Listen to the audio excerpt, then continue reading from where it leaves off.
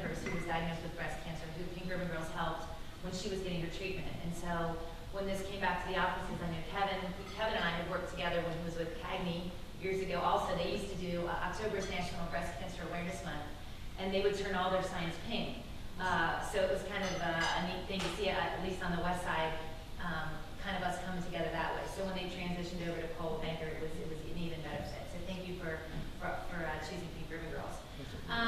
The video really describes a lot about what we do. You know, we are very different from a lot of the other breast cancer organizations.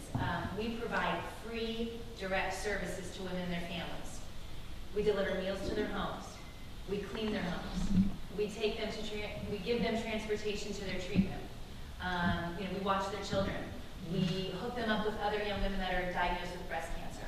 So that's really what makes us different. There is no one in the country that is doing that, and that's really what makes us very, very different.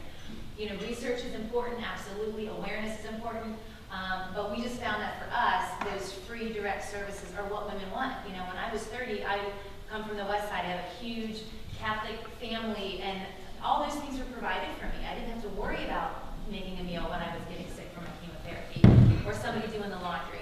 You know, I had all that support. But what I realized through that journey was that not everybody has that. You know, you get transplants that are living here, or maybe their mom and dad live out of town.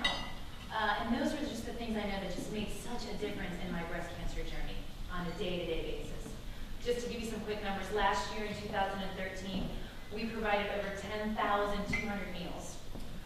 We cleaned over 2,000 homes, and we provided over 250 rides to treatment. So we had a huge, wonderful year last year, due in part to your donation. So thank you so much for believing in us and for helping us.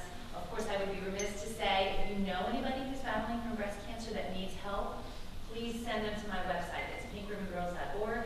It doesn't matter how old you are. You know, people say, well, young. You know, I'm like, well, hell, I'm 44. I'm not really young anymore. But we say the young are young at heart. You know, there's no age. It doesn't matter.